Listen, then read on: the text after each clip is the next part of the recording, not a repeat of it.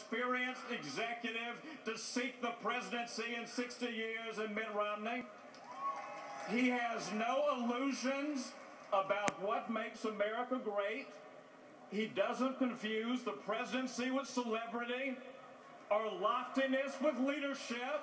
What a difference 4 years makes.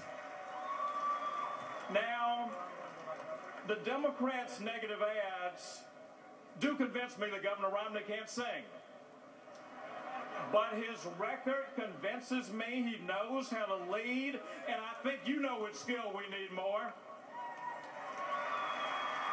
Now, America is a land of second chances.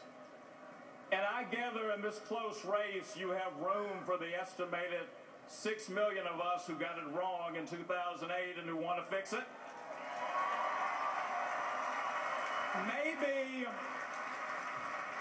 Maybe we should have known that night in Denver that things that began with styrofoam, Greek columns, and artificial smoke typically don't end well. Maybe the Hollywood stars and the glamour blinded us a little.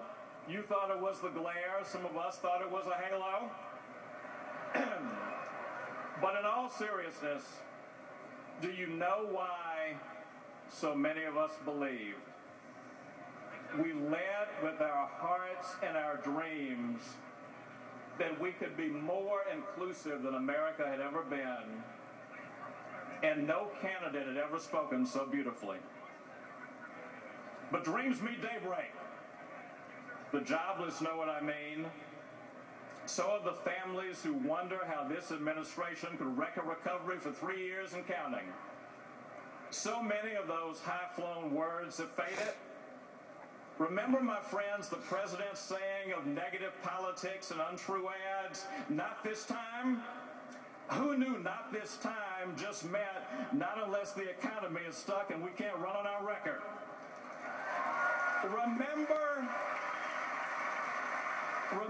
when the president said of his own election, this was the moment when the rise of the oceans began to slow and our planet began to heal. Who knew the plain English version of it was, middle America, get ready to shell out $60 to fill up your car?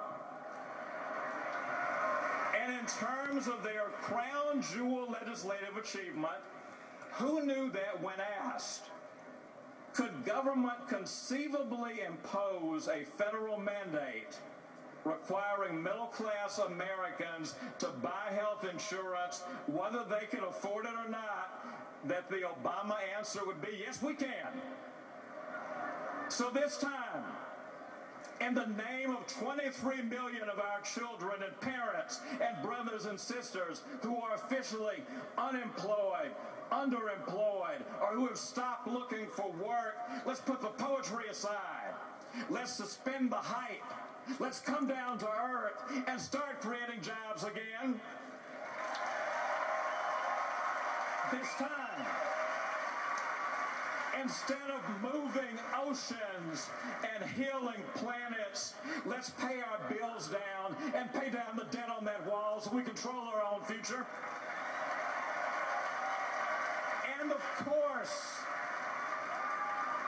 And of course, we know that opportunity lies outside the reach of some of our people. We don't need flowery words about inequality to tell us that. And we don't need a party that is led while poverty and hunger rose to record levels to give us lectures about suffering. Now, ladies and gentlemen, there are Americans who are listening to this speech right now who haven't always been with you. And I want you to let me talk just to them for a moment. I know how loaded up our politics is with anger and animosity, but I have to believe we can still make a case over the raised voices. There are Americans watching right now who voted for the president, but they're searching right now because they know that their votes didn't build the country they wanted. To those Democrats and independents whose minds are open to argument, listen closely to the Democratic Party that will gather in Charlotte and ask yourself if you hear your voice in the clamor. Ask yourself if these Democrats still speak for you. When they say we have a duty to grow government even when we cannot afford it, does it sound like compassion to you? Or does it sound like recklessness? When you hear the party that glorified Occupy Wall Street blast success, when you hear them minimize the genius of the men and women who make jobs out of nothing, is that what you teach your children about work? When they tell you America is this unequal place where the powerful trample on the powerless, does that sound like the country your children or your spouse risked their lives for in Iraq or Afghanistan? Do you even recognize the America they are talking about? And what can we say about a house that doesn't honor the pictures on its walls? John Kennedy asked us what we could do for America. This Democratic Party asked, what can government give you? Don't worry about paying the bill. It's on your kids and grandkids. Bill Clinton took on his base and made welfare a thing you had to work for. This current crowd guts the welfare work requirement in the dead of night and won't tell the truth about it. Bill Clinton, Jack Kennedy, and Lyndon Johnson reached across the aisle and said, meet me in the middle, but their party rammed through a health care bill that took over 1/6 of our economy without accepting a single Republican idea, without winning a single vote in either house from a party whose constituents make up half of this country. You know, the Democrats used to have a night when they presented a film of their presidential legends. Folks, if they do it in Charlotte, the theme song should be this year's hit, Now You're Just Somebody That I Used to Know.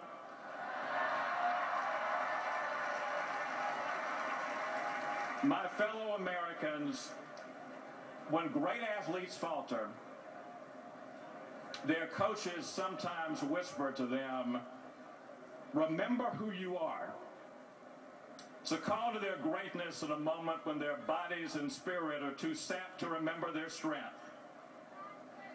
This sweet, blessed, God-inspired place called America is a champion that has absorbed some blows, but we bend, we do not break. This is no dark hour. This is no dark hour. This is the dawn before we remember who we are.